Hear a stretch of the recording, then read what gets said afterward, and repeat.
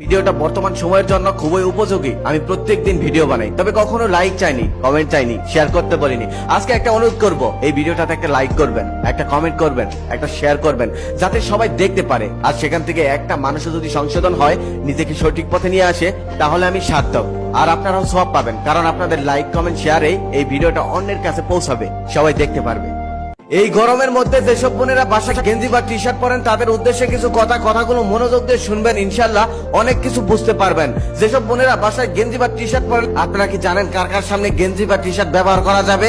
অনেকেই হয়তো বলবে মারামদের সামনে ব্যবহার করা জায়েজ আছে, কিন্তু আপনার ধারণা সম্পূর্ণ ভুল। কারণ যে আপনার বাবা হয়, যে আপনার ভাই লাগে, সেই সম্পর্কের আগেও তাদের আরো একটি সম্পর্ক আছে, তারা হলো পুরুষ।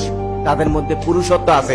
আপনি যখন গেঞ্জি বা টি শার্ট পরে তাদের সামনে হাঁটাচলা করবেন, ঘোরাঘুরি করবেন, তখন তাদের মানসিক চিন্তা ভাবনায় পরিবর্তন আসতে পারে। তখন তারা খারাপ রাস্তায় পা দিতে পারে, কারণ মানুষটি সবসময় শয়তান ধোঁকা দিতে থাকে। তাই তারা শয়তানের ফাঁদে পা দিয়ে ফেলতে পারে, অবৈধ কাজে লিপ্ত হতে পারে। আপনার সাথে না করলেও অন্য কাউকে সুযোগ পেলেই ধরে বসতে পারে। হাদিসে বলা আছে, কিয়ামতের আগে ভাই তার বোনের সঙ্গে, বাবা তার মেয়ের সঙ্গে, ছেলে তার মায়ের সঙ্গে জিনায় লিপ্ত হবে।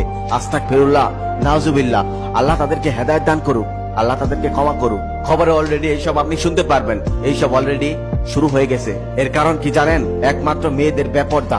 কিছু মেয়েরা তো এখনই রাস্তাঘাটে প্যান্ট টি শার্ট পরে ঘুরে বেড়ায়। ওইসব মেয়েদের তো লজ্জা শরম কিছুই নেই। তারা মুসলিম নাকি অন্য ধর্মের, সেটাও বোঝা যায় না। আল্লাহ তাদেরকে হেদায়েত দান করুক, আল্লাহ তাদেরকে ক্ষমা করুক। এখানে কিছু বেপরদা মেয়েরা বক্তব্য রাখবে যে আমাদের দেশে তো 5 বছরের শিশু মেয়েকেও দর্শন করা হয়, বৃদ্ধকেও দর্শন করা হয়। তাদের উদ্দেশ্যে আমি একটা কথা বলবো, তাদের এই প্রশ্নের দাঁত ভাঙা জবাব দিতে আমি একটা কথা বলতে চাই। সে অনেকদিন আগের কথা, আমার পাশের বাসার এক আন্টি একদিন বিরিয়ানি রান্না করছিলেন। তার বিরিয়ানির গন্ধে পুরো মহল্লা মৌ মৌ করছিল। সেদিন সেও আমাকে বিরিয়ানি দিল না। তারপর আমার বিরিয়ানি খেতে প্রচন্ড ইচ্ছে করলো, গন্ধ শুকার কারণে। তারপর আমি বাজার থেকে বিরিয়ানির সকল জিনিসপত্র কিনে এনে বিরিয়ানি বানিয়ে খেলাম। আমি সেদিন কিন্তু বিরিয়ানি খেতাম না, একমাত্র সেই বিরিয়ানির গন্ধ পেলাম, তাই খেতে ইচ্ছে করলো, তাই খেয়েছিলাম। তেঁতুল দেখলে যেমন কিছু মেয়েদের জিভে পানি আসে, জিভ এক হাত হয়ে যায়, ঠিক তেমনই কিছু পুরুষের বেপরদা মেয়েদেরকে দেখলে জিভ এক হাত হয়ে যায়, বুক করতে মন চায়। লোকালয়ের মধ্যে তখন তাকে হয়তো ধরতে পায় না, তারপর আড়ালে গিয়ে যাকে পায় তাকে ধরে বসে। সেটা বাচ্চা হোক, সেটা বয়স্ক হোক, হোক বা যুবতী,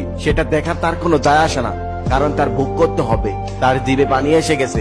আশা করি ওইসব বেপরদা মেয়েরা এই প্রশ্নের উত্তরটা পেয়ে গেছেন। তাই বোনেরা, এইসব কাজ থেকে আপনারা সাবধানে থাকবেন। আপনি অবশ্যই গেঞ্জি বা টি শার্ট পরতে পারবেন, সেটা আপনার ব্যক্তিগত রুমে কেউ যেন না দেখতে পারে। ইনশাআল্লাহ আপনি আপনার স্বামীর সামনেও পড়তে পারবেন, কোনো সমস্যা নেই। তবে আমার মনে হয় এইসব পরা না পরাই উত্তম, কারণ আমাদের প্রাণপ্রিয় নবী হযরত মুহাম্মদ সাল্লাল্লাহু আলাইহি সাল্লাম মহিলাদেরকে পুরুষদের পোশাক পরতে নিষেধ করে গেছেন। এতে ফিতনা হতে পারে, মহিলাদের পোশাক হবে ঢিলাঢালা। আমাদের প্রাণপ্রিয় নবী হযরত মুহাম্মদ সাল্লাল্লাহু আলাইহি সাল্লাম কোনো কথা এমনি এমনি বলেনি। আশা করি সবাই বুঝতে পেরেছেন। আসলে গরমটা কোনো সমস্যা না, সমস্যাটা হলো তাদের চরিত্রে। সত্যি যদি তারা গরমকে ভয় পেত, তাহলে তারা জাহান্নামের আগুনকেও ভয় পেত। বেপরদা হয়ে রাস্তাঘাটে ঘুরে বেড়াতে